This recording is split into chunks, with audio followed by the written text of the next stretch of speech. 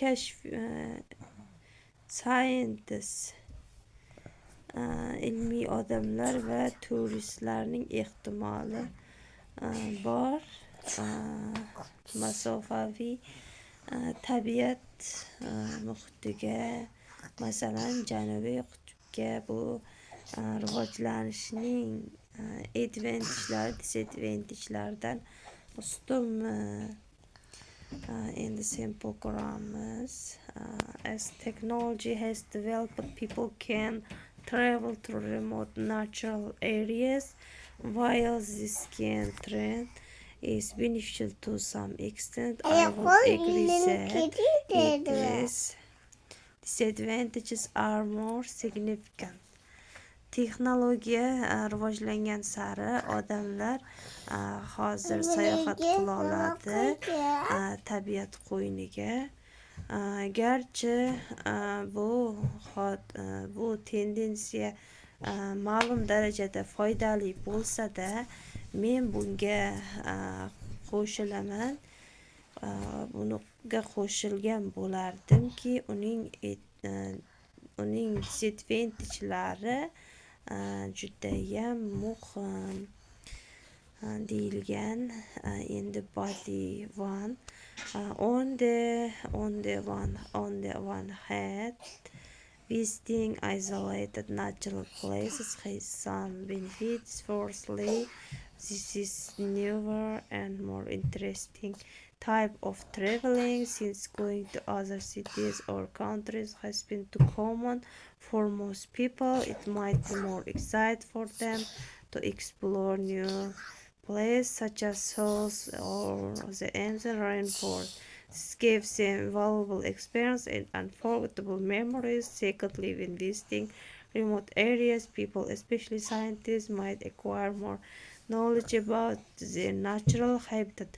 For example, when coming to North Pole, scientists can learn about the life of polar bears, which live far away from humans.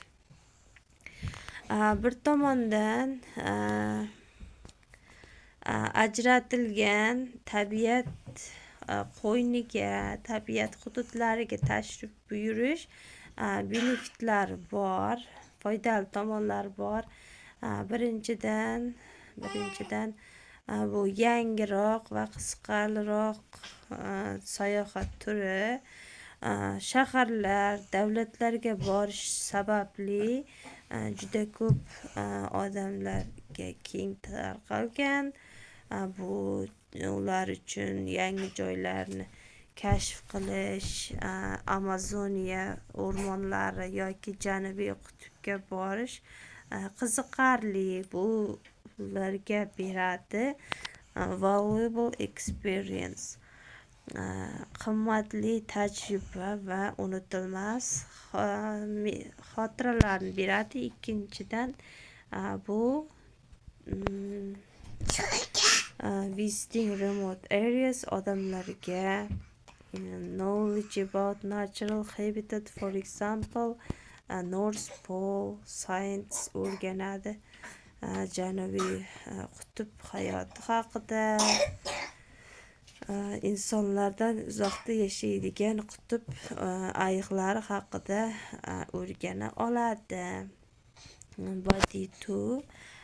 Boshqa tomondan men ishonamanki,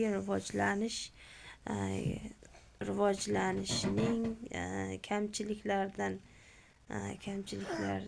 ko'proq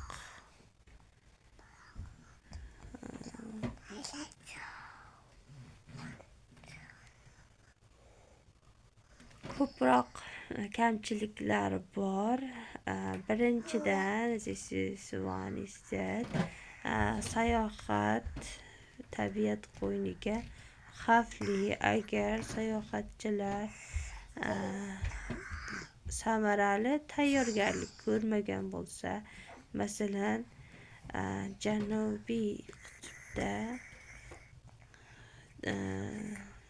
havo harorati odatda past, ammo negativ ta'siri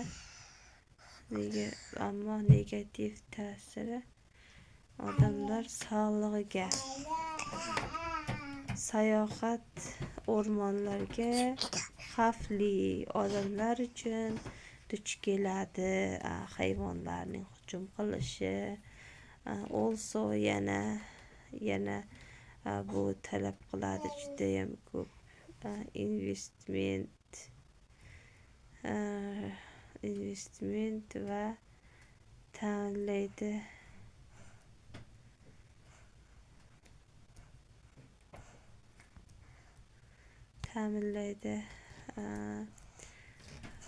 Ko'rinadiki, sayens va boy odamlar qurbi yetadi bu narsaga.